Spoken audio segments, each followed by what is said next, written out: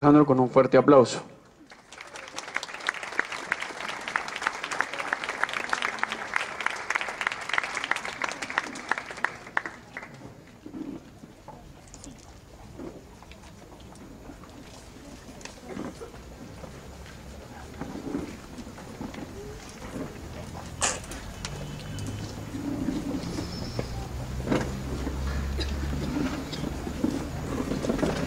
Muy buenas noches.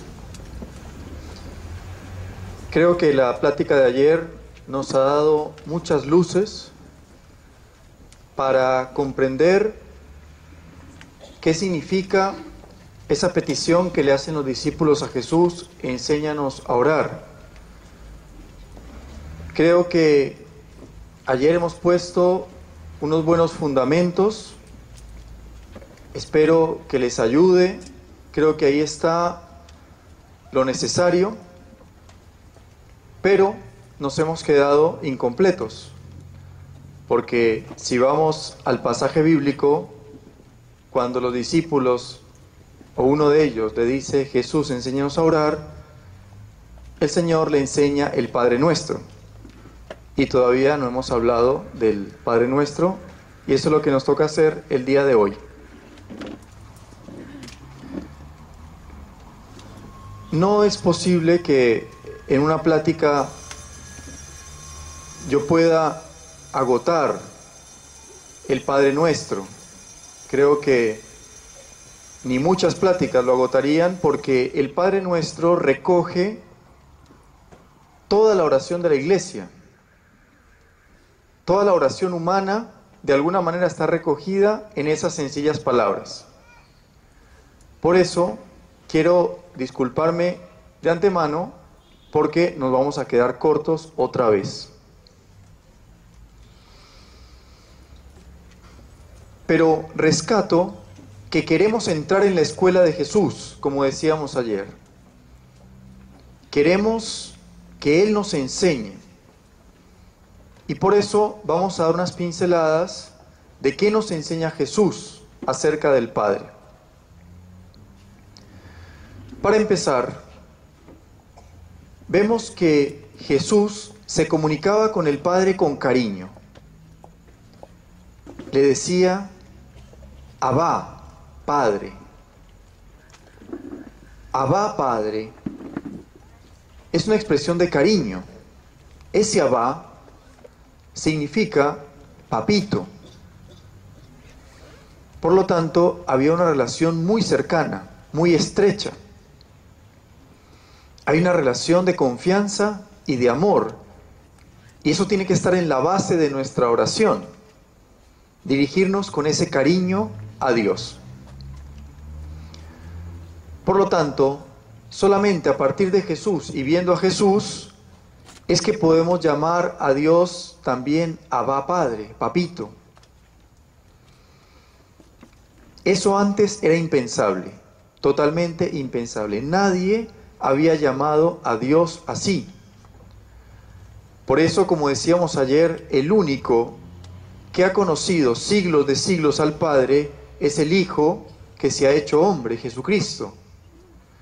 Y cuando Él reza diciendo papito, desconcierta a la humanidad entera, y sobre todo al pueblo de Israel, que ni siquiera pronunciaba el nombre de Dios. Para que llegue alguien y diga papito, tiene que haber entonces una sorpresa total. Otro comentario introductorio a esta oración del Padre Nuestro es que si vemos el pasaje, nos vamos a dar cuenta que Jesús estaba orando solo antes de que el discípulo le pidiera que le enseñara a rezar. Jesús estaba rezando, y justo cuando termina, el discípulo se acerca, se contagia de verlo rezar y le dice: enséñame a mí también a rezar. Por lo tanto, el Padre Nuestro tiene un valor único. Es una oración que no es como cualquiera, porque muy posiblemente era la misma oración que estaba haciendo Jesús. Si Jesús estaba orando e inmediatamente le dicen enséñanos a orar, y Jesús dice cuando oren digan así, es porque está transmitiendo su misma experiencia de oración. Por lo tanto, el Padre Nuestro tiene un valor sagrado y por eso lo rezamos tanto. No le quitemos, pues, el peso a esta oración tan importante para nuestra vida. Ahora sí, quiero entrar al Padre Nuestro, pero como les dije, no puedo explicarlo todo. Entonces, me he detenido en dos de sus partes, solamente en dos. Como ustedes saben, y si no lo saben les cuento, el Padre Nuestro está dividido en 7 peticiones.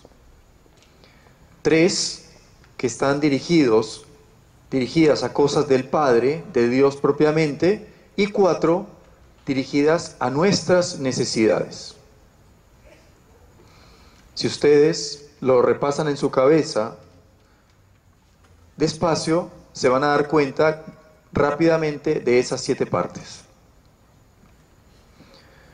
Yo solamente me quiero quedar con el inicio, que ni siquiera es una de las 7 peticiones, sino Padre Nuestro que estás en el cielo, y voy a desarrollar, que es la primera parte de la oración dirigida propiamente a Dios, y la primera de nuestras necesidades, que es danos hoy el pan de cada día. Solamente voy a explicar eso. Será ocasión de que hagamos muchas más jornadas espirituales sobre las otras partes del Padre Nuestro. Primero, Padre Nuestro que estás en el cielo.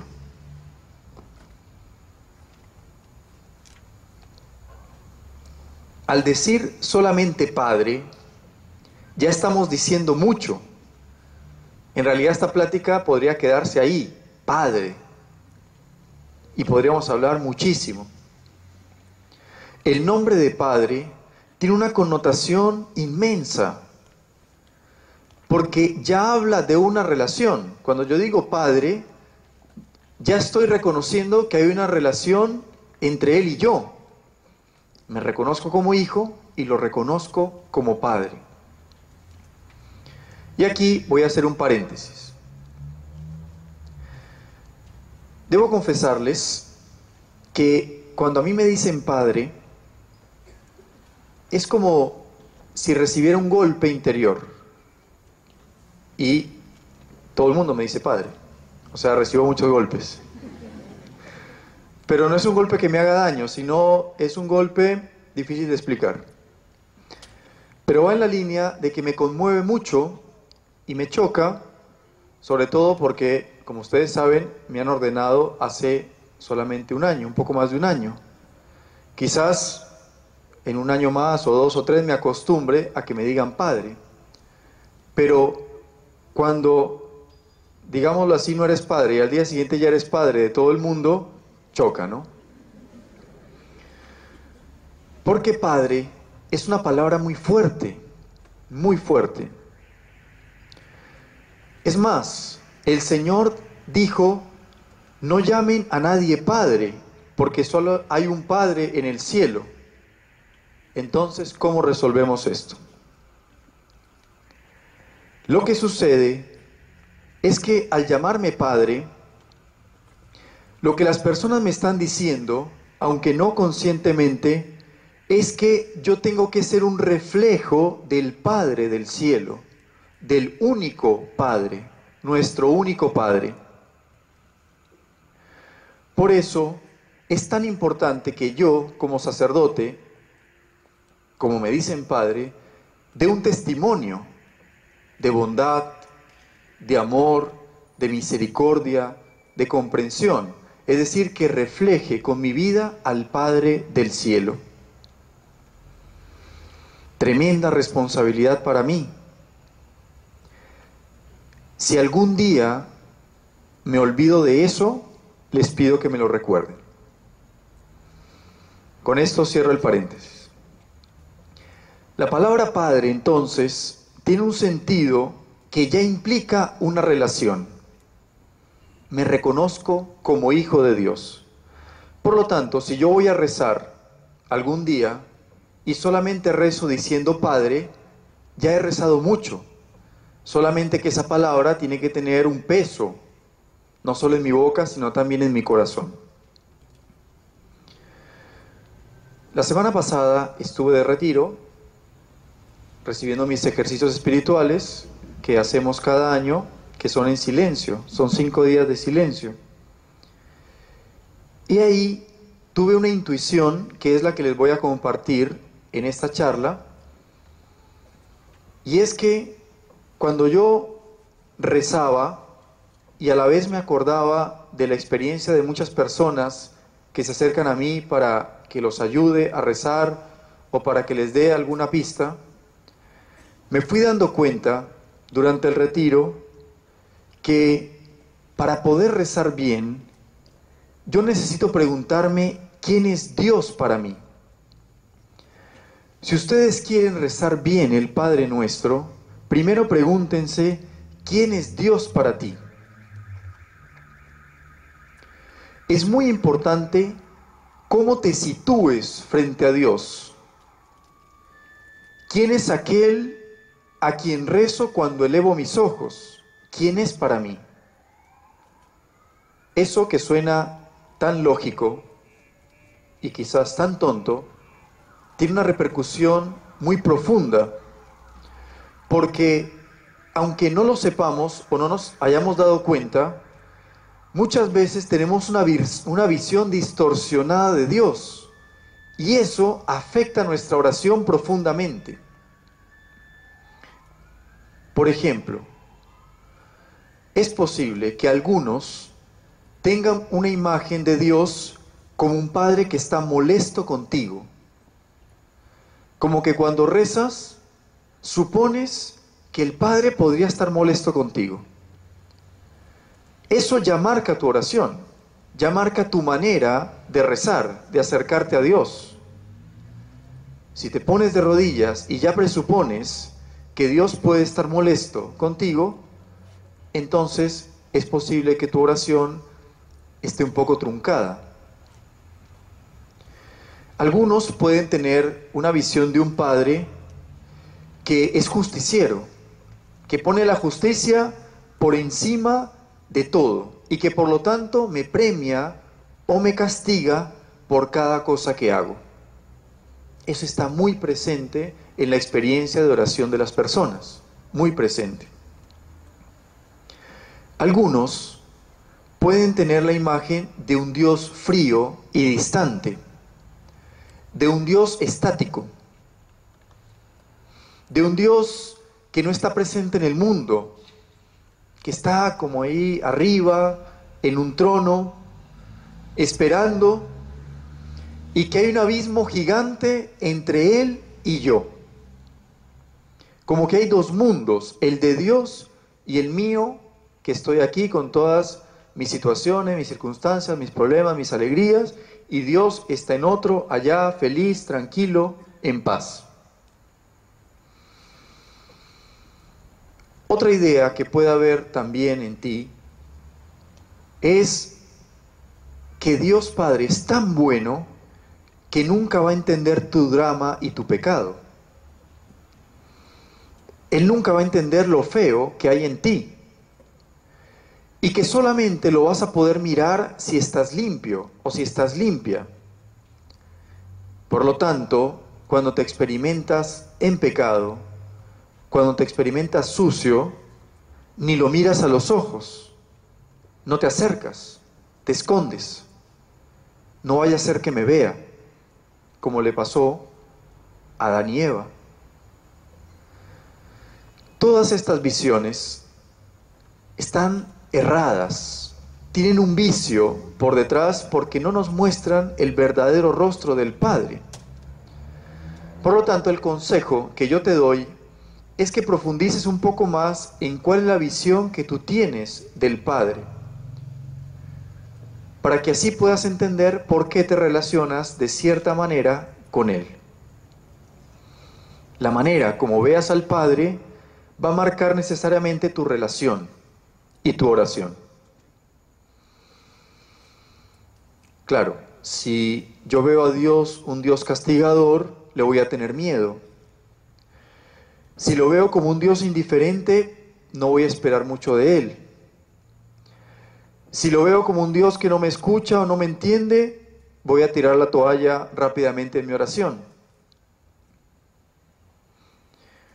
Por lo tanto, pregúntate y cuestiónate cómo miras a Dios.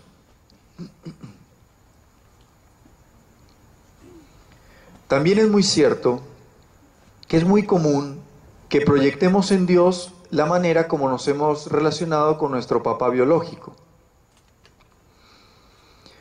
Y hoy vemos que en esta relación padre-hijo, en la familia, hay muchos problemas. Si le tengo miedo a mi papá porque me grita, porque me regaña por todo lo que hago, porque cuando llega del trabajo toda la casa se queda paralizada, nadie se mueve, es posible que también le tengas miedo a Dios Padre. Si mi padre es indiferente conmigo, si soy el hijo ignorado, el de la mitad, no soy el mayor, el primogénito, no soy el menor, el engreído, soy el ignorado, el de la mitad.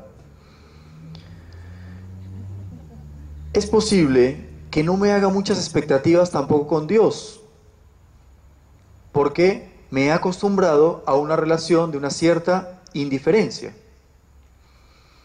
Si mi papá llega y saluda a mis hermanos y a mí no, evidentemente voy construyendo una relación de indiferencia frente a él. Es decir, me voy haciendo la idea, ser hijo es así.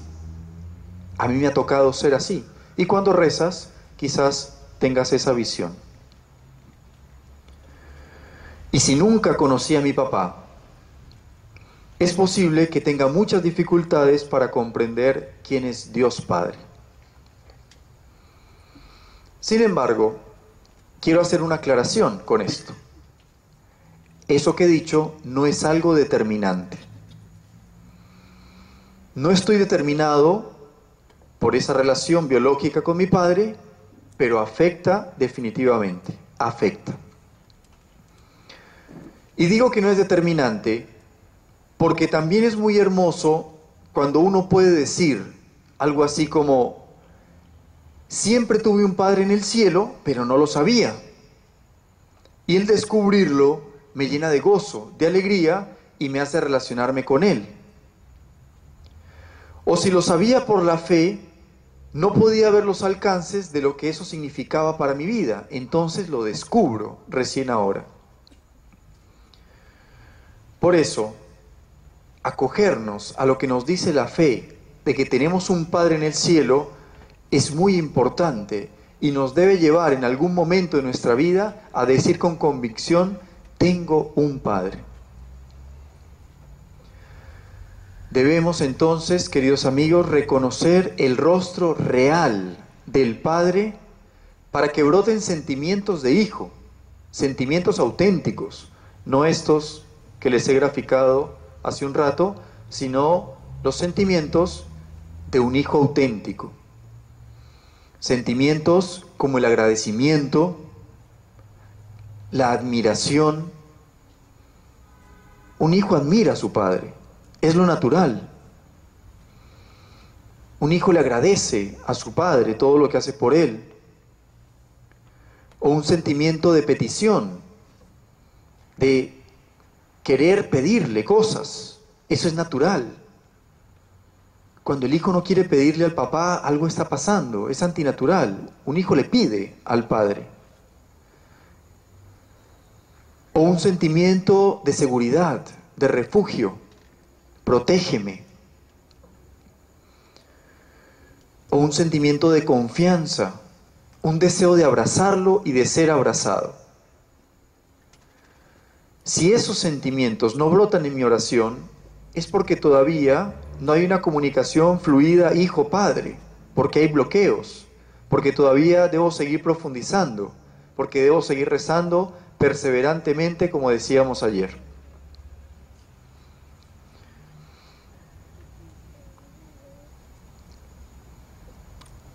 Lo segundo que tengo que preguntarme es quién soy yo para Dios, es decir, cómo me ve Él. Si lo primero era cómo lo veo yo, lo segundo es cómo me ve Él. Cuando estoy ahí, arrodillado, cuando estás ahí arrodillada, ¿cómo me verá Dios? ¿Qué pensará de mí?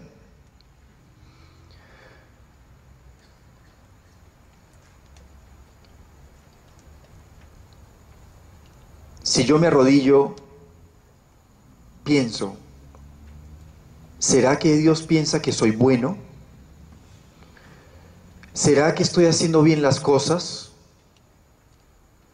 ¿Sonreirá Dios cuando me mira?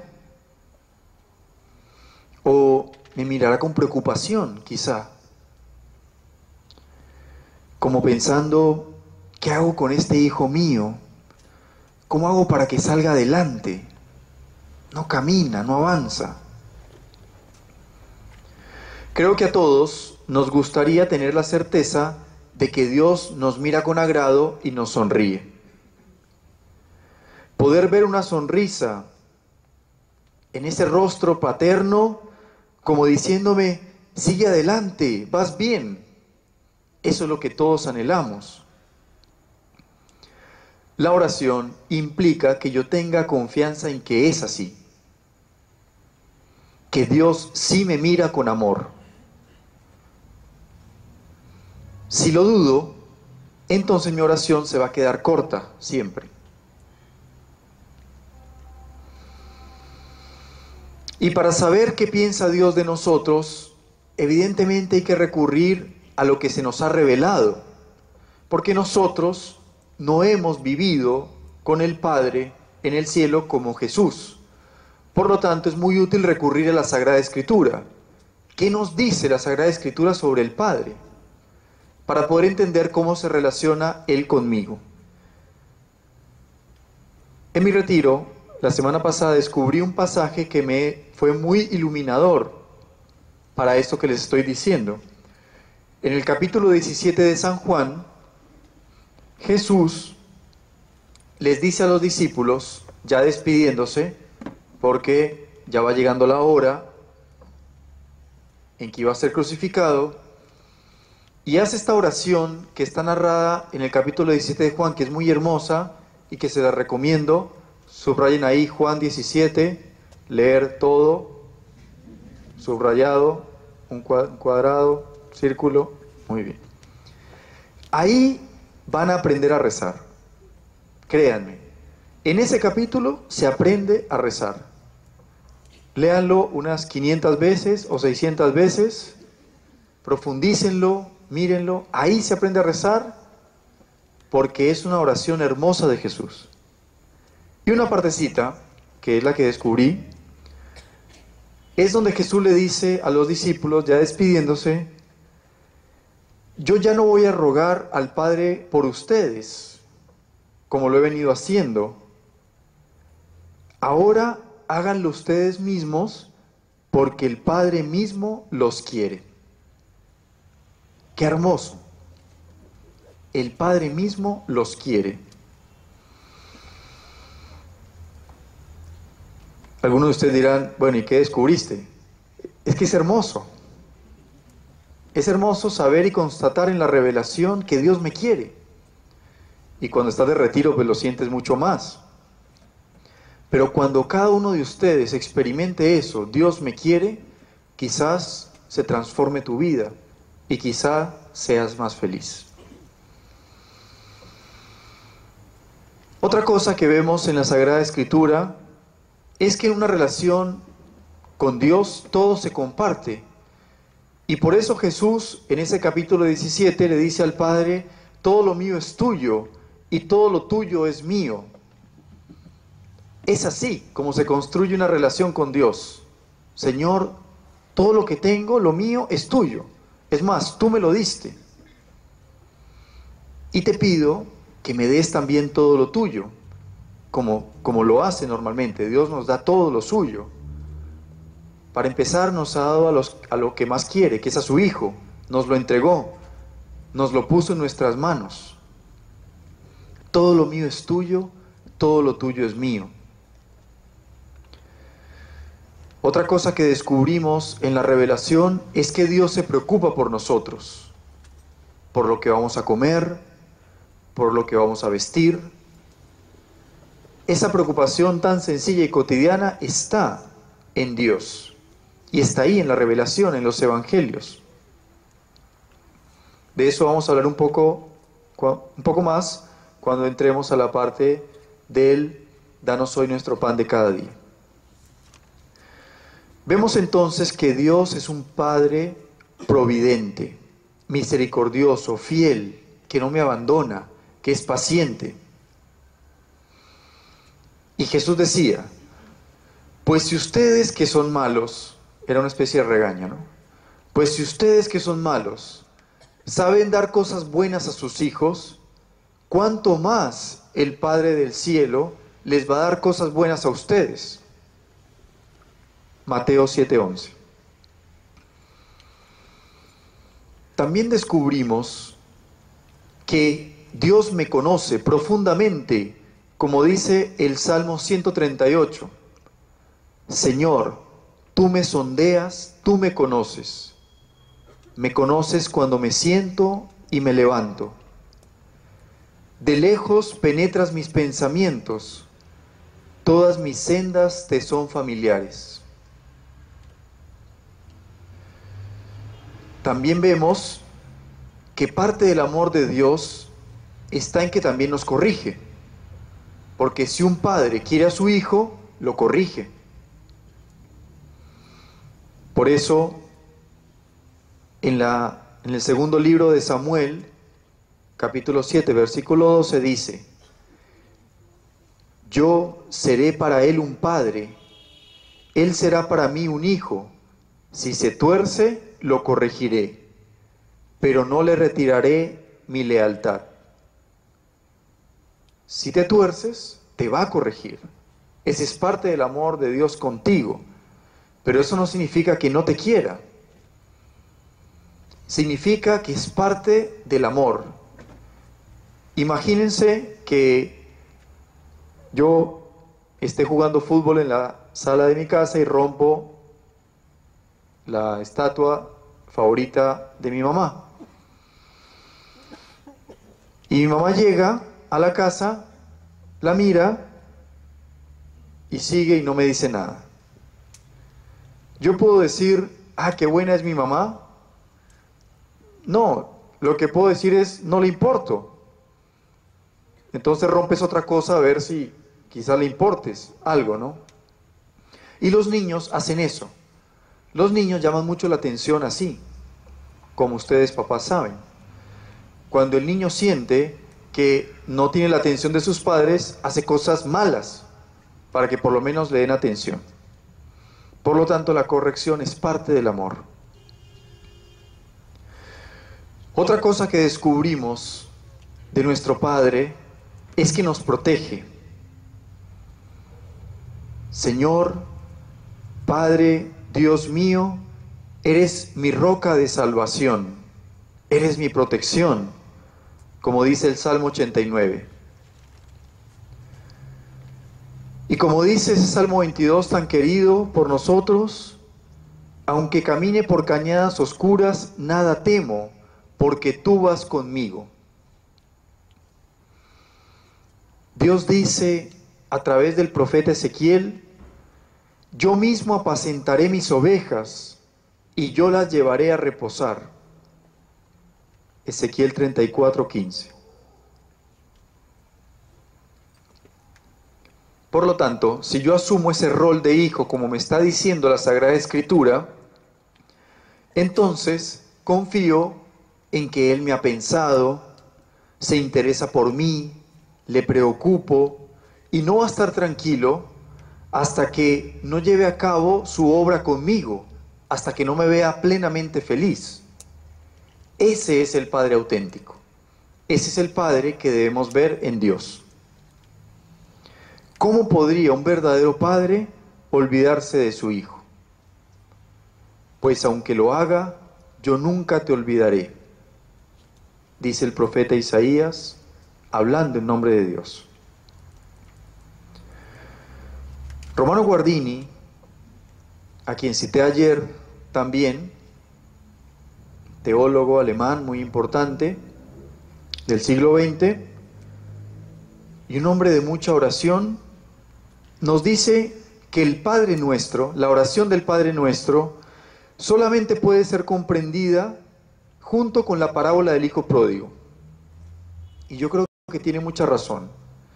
Cuando uno reza Padre Nuestro, uno se sitúa como en el Hijo Pródigo, ya sea como el hermano mayor o como el hermano menor. Ahorita no me da el tiempo para profundizar en cada uno, pero ahí tenemos una reflexión inmensa que podríamos hacer de cómo se aproxima cada uno de los hijos al Padre, el mayor y el menor. Pero en resumen, podemos decir que el mayor es más autosuficiente, está acostumbrado a ser hijo, pero de manera rutinaria,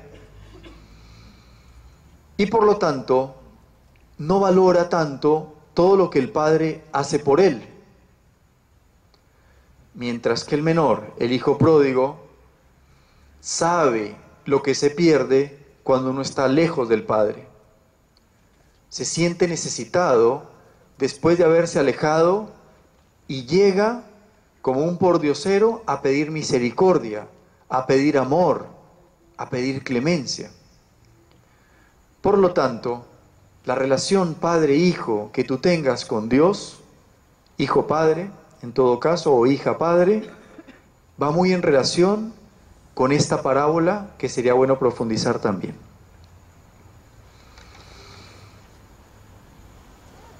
¿Cómo puedo ser mejor hijo de Dios?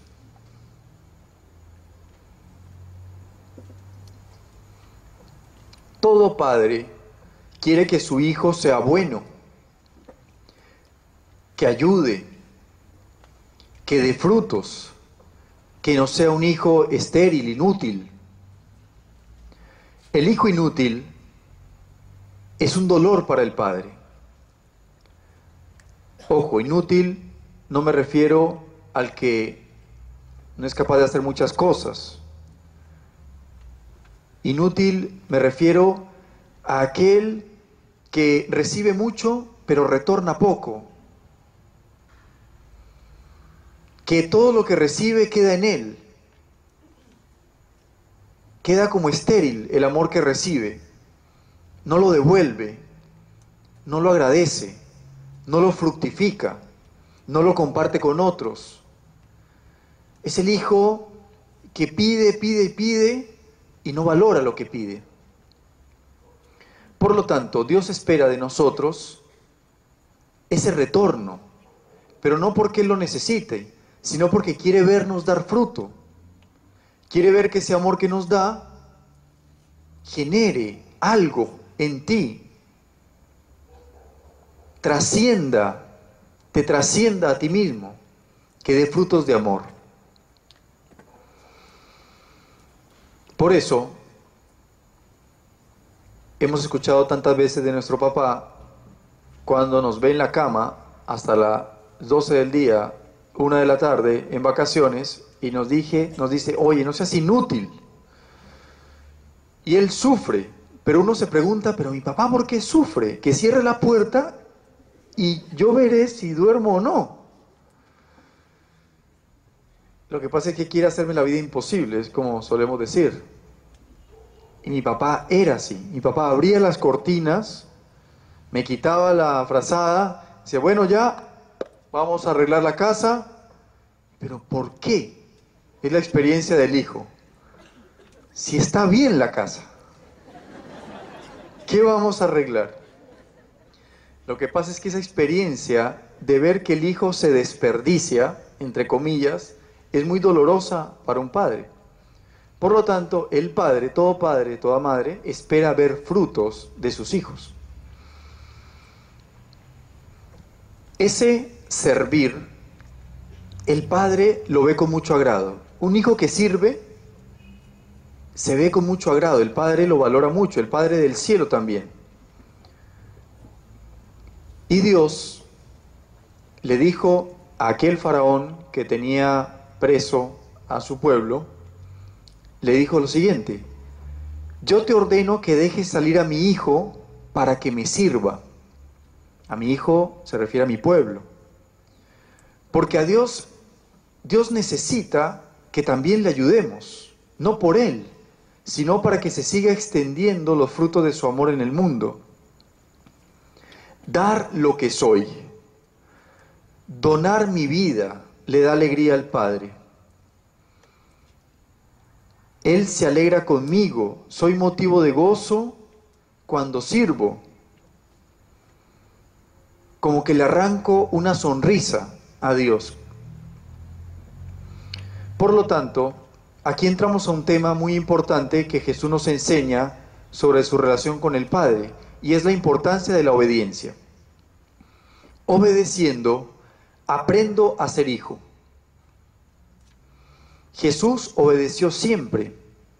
Su vida fue obediencia. La carta a los Hebreos lo dice así: aprendió a obedecer. En su obediencia brillaba su ser hijo. Incluso su obediencia llegó hasta las últimas consecuencias: dar la vida por esa obediencia, por lo que el Padre le pedía, dar la vida por nosotros. El Salmo 118 dice: cumpliré sin cesar tu voluntad, por siempre jamás. Andaré por un camino ancho buscando tus decretos. Serán mi delicia tus mandatos que tanto amo. Levantaré mis manos hacia ti, recitando tus mandamientos. Aquí estoy para hacer tu voluntad. Esta experiencia del salmista muestra de aquel hijo obediente que ama los mandatos del Padre, que quiere hacer lo que el Padre le pide. Y les cito los salmos, una clave con los salmos. Y es que para poder entender los salmos hay que vivir muchas experiencias.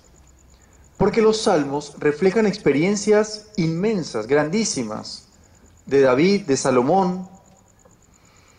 Y si yo no había vivido eso, cuando lo rezaba no sintonizaba con eso. En la medida en que he tenido que vivir muchas cosas en mi vida, ya sea sufrimientos, pruebas, grandes alegrías, hasta persecuciones, etcétera, etcétera, ya entiendo la experiencia de David. Ojo, yo no soy el perseguido tampoco, ¿no? Pero sí hemos experimentado mucho también la persecución. Y por lo tanto, solamente quien ha vivido esas experiencias hondas se ve reflejado en los salmos. Por eso también es un tema de madurez. Váyanse identificando con aquellas cosas que son parte de su vida. Por ejemplo, el Salmo del Buen Pastor. Todos nos identificamos con esa experiencia del Buen Pastor. Y los niños que lo cantan tan bonito en muchas de nuestras misas también se identifican con la experiencia del Buen Pastor que los protege. Cada salmo refleja una experiencia. Por eso busca y encontrarás.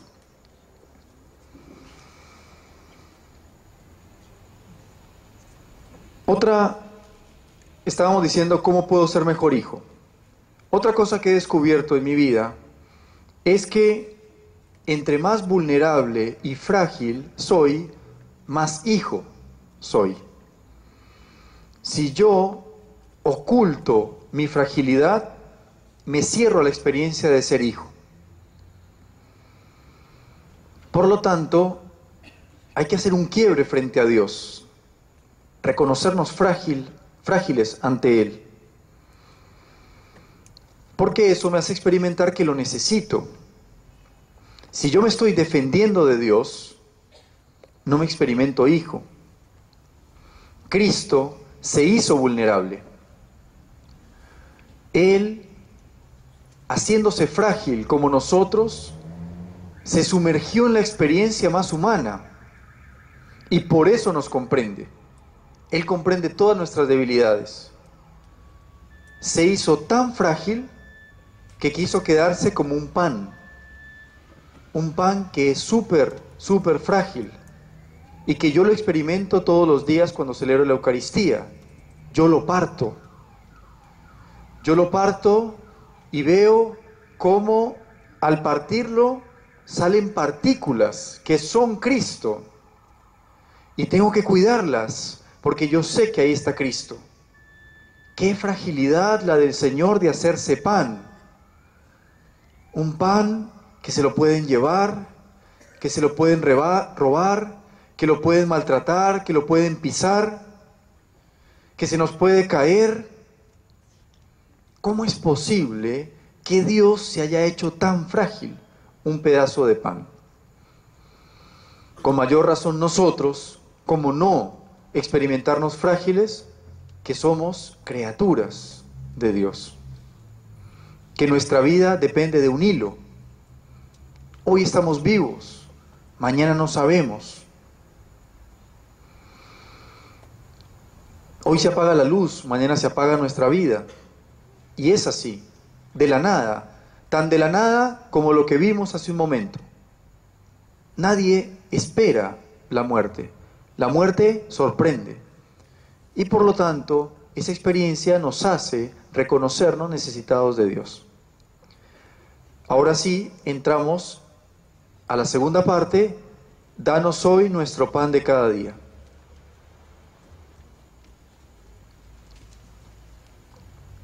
La vida del campo ayuda mucho a entender cómo debe ser la relación con Dios. Yo he tenido la oportunidad de no solo estar en el campo, sino también trabajar. Unas vacaciones, mi papá me dijo, tienes que trabajar. Entonces, había lo que nosotros llamamos una finca en Colombia, una hacienda, una chacra, y me dijo, bueno, ahí vas a trabajar para que tú mismo te pagues tus vacaciones, lo que quieres hacer, tu cine, tus salidas, todo, tú vas a aprender a trabajar. Y ahí estaba yo en mi chacra. No se imaginan todo lo que aprendí ese mes. Muchísimo, muchísimo. Pero lo que les voy a decir no es mi experiencia, sino la experiencia de todo hombre que cultiva. La persona que cultiva la tierra sabe que depende de Dios. Tampoco les conté que en el colegio también había un curso donde había que sembrar. Eso lo dije en una homilía en Camacho. Y eso también me enseñó mucho, porque nos daban un terrenito pequeño y teníamos que sembrar algunas hortalizas. Entonces, al final del semestre, lo que tú sacaras era tu nota final. Qué pedagógico, fue súper pedagógico. Tú ibas todos los días y soplabas, hacías barra para que esas plantas dieran un pepino, literalmente, un pepino, una zanahoria. Y además tenías que sembrar algo que diera fruto rápido. El que sembró un palo de mango sacó 0, ¿no? Qué pedagógica es la vida del que siembra. Decía que el que siembra sabe que las cosas dependen de Dios. Se da cuenta de que la tierra, cambio de... No.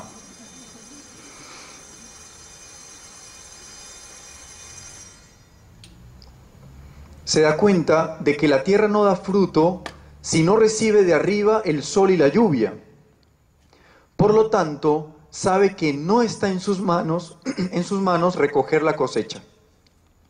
Él puede preparar bien la tierra, puede sembrar, incluso puede cuidarla todos los días, pero sabe que una lluvia fuerte, o vientos, o un sol excesivo puede destruir todo. Quizá por eso el hombre del campo suele ser tan sencillo, no suele ser soberbio, porque sabe que su sobrevivencia, su pan de cada día, depende de Dios. Y por eso eleva los ojos al cielo muchas veces. Decir danos hoy el pan de cada día implica mucha confianza en la providencia de Dios y confiar en que el Padre sabe lo que necesitamos. Cuando pido pan, me reconozco como pobre. Porque ¿quién pide pan? El pobre. Por lo tanto, yo me estoy reconociendo pobre ante Dios.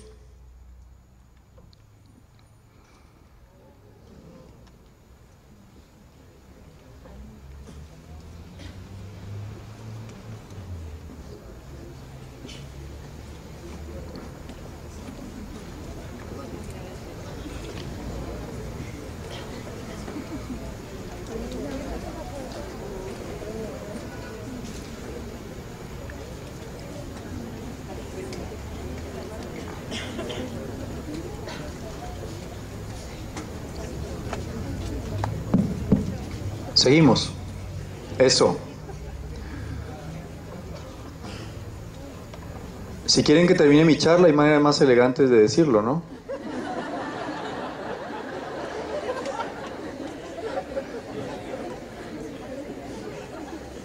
¿Alguien tiene una linternita azul?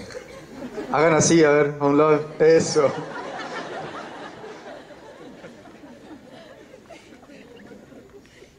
Muy bien. Seguimos entonces. Igual no estaban anotando nada, no sean falsos. Estaban haciendo como que anotaban, pero la página nunca cambiaba. ¿Cómo es eso? Decía que cuando pido pan, no va a salir nada en la foto, ¿ah? Cuando pido pan me reconozco como pobre, estábamos diciendo. Esa experiencia es muy humana. Y si no la tenemos, no vamos a poder rezar bien. Uno va sin nada a la oración, va pobre, esperando todo del Padre. Y por eso el Padre responde. Él está dispuesto a cuidar de cada detalle de nuestra vida. Si los pájaros, dice el Señor, encuentran alimento sin haber cosechado ni sembrado, si los lirios del campo se revisten de belleza sin tener que hilar ni tejer, ¿por qué nosotros estamos tan angustiados? ¿Por qué nos cuesta tanto ser pobres? Tenemos un temor a la pobreza terrible. Y eso está mal, porque eso no nos permite ponernos en las manos de Dios. Si yo tengo todo asegurado, entonces dejo de experimentarme hijo. Yo sé que es muy difícil, pero también sé que eso exige conversión, que nos convirtamos más, que no busquemos tanto las seguridades terrenas, materiales, que no vivamos tan angustiados por el dinero o por lo material. Es muy importante que reconozcamos que el mundo está en las manos de Dios y que las leyes naturales le sirven a Dios, sirven a Dios. Dios ordena las cosas, ordena el mundo para el bien de quienes le aman, como dice Romanos 8:28. Y todo lo que suceda, incluso lo malo, nos servirá para darle el verdadero sentido a nuestra vida. Y aquí quiero entrar también a un punto muy importante.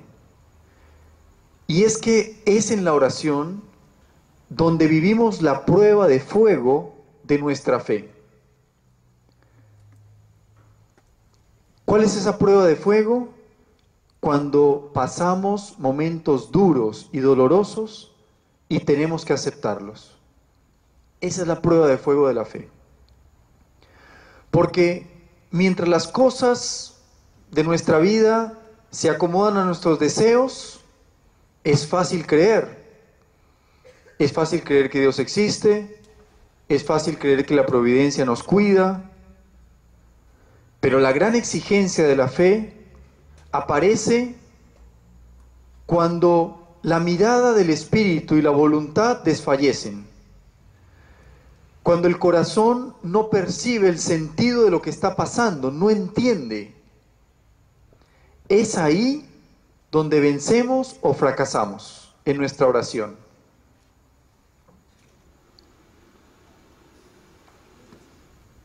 Están llamando.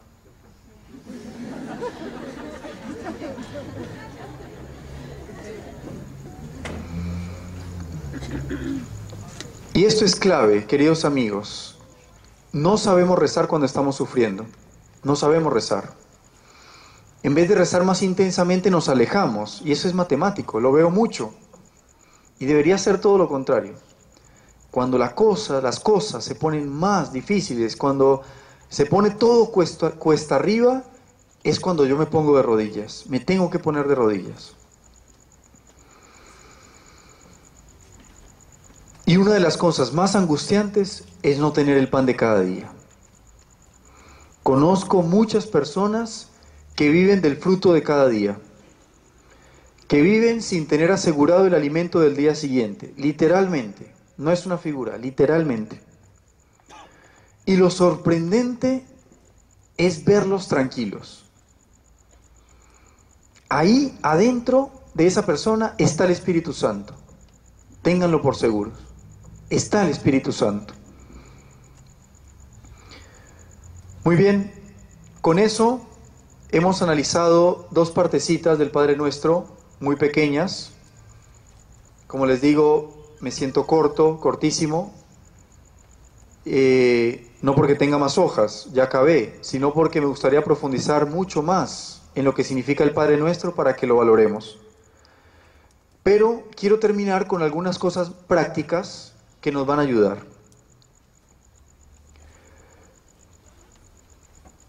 No hay palabras más repetidas que el Padre Nuestro. No hay palabras que hayan pasado tanto por nuestros labios como el Padre Nuestro. Y repetir tantas veces el Padre Nuestro es la causa de que hayamos perdido su auténtico sentido y que se haya convertido en una oración rutinaria. Por lo tanto, es importante que el cristiano recite el Padre Nuestro recogido y atento, poniendo su corazón en cada palabra que está diciendo. Solo así el Padre Nuestro te pone en sintonía, en comunión con el Padre del cielo. Reza el Padre Nuestro despacio. Si quieres, rézalo solo una vez y que esa sea tu oración del día, pero rézalo despacio, entendiendo cada palabra. Ahora no les digas a sus consejeros, el Padre dijo que solo rezara el Padre Nuestro, no, es para que comprendamos la riqueza que hay ahí. Y de verdad, si lo haces bien, los consejeros van a estar de acuerdo conmigo. Haz pausas entre afirmación y afirmación, entre petición y petición. Reflexiónalas, madúralas, profundízalas. Otro elemento de la oración es que cuando hablamos mucho, usamos muchas palabras, entorpecemos el espíritu. La palabrería, o esta palabra tan fea que no sé dónde la sacaron, la verborrea, no sé quién se la inventó, qué horrible, pero está ahí en el diccionario, verborrea, ahoga el espíritu, ahoga el espíritu. Hablar un montón, tú vas ahí, Santísimo Sacramento, te arrodillas y hablas, y hablas, y hablas, y hablas, y hablas, y el Señor le dice, ya, pero déjame hablar a mí, ¿no? En el silencio se aprende mucho también. Por eso, el Padre Nuestro es tan sencillo y tan corto. Y miren todo lo que significa. Y además, hablar mucho nos puede hacer caer en el peligro de recitar fórmulas ya resabidas, mientras el espíritu parece estar ocupado en otras cosas. Por encima de todo lo que tengas que decir, tiene que estar la relación con Dios, un contacto, un encuentro. Si no, me puedo entretener en mis propios pensamientos y termino en un monólogo. Un monólogo en la capilla, pero monólogo. Y uno a veces toma conciencia de que está en realidad haciendo un monólogo. Uno en un momento reacciona y dice, pero ¿qué estoy diciendo? ¿Qué estoy pensando? Porque no te estás comunicando, no estás hablando con nadie. Estoy ante alguien. Pero sí es muy importante que le pongas a los pies del Señor tus asuntos cotidianos. Traer tu vida cotidiana a tu oración. Porque tampoco se trata de meditar en un misterio abstracto, sin palabras, y quedarte mudo. Y ahí, seco, quieto. Alguna vez un hermano, sodalite, en su búsqueda de descubrir su vocación, no había conocido al sodalicio, se fue a uno de estos templos mandarines a meditar, ¿no? A buscar una respuesta. Eran budistas. Entonces no le explicaron mucho, se tenía que arrodillar ahí y reflexionar, pensar en silencio. Y él decía que los 20 minutos no sabía qué hacer. Entonces pasó una hormiguita y quería hablarle a la hormiguita. Porque no le daba para más. En su poca hondura o en su poca experiencia espiritual, estar ahí solo, seco, no le decía nada. Ojo, no es una crítica al budismo, sino que el silencio exige una preparación. Ir ensayando el silencio en nuestra vida.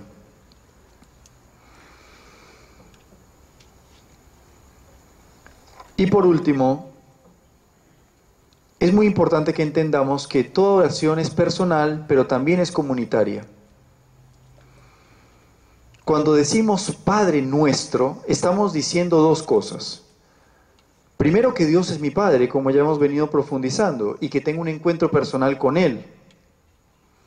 Pero al mismo tiempo, al decir nuestro, estoy reconociendo que hago parte de una familia, donde somos muchos hijos. Y esa relación con el Padre me ayuda a entender que los demás son hermanos míos. Por lo tanto, la oración nunca puede ser algo que me encierra, sino me abre a la realidad, me abre las puertas hacia Dios, hacia mis hermanos, que también necesitan tanto como yo.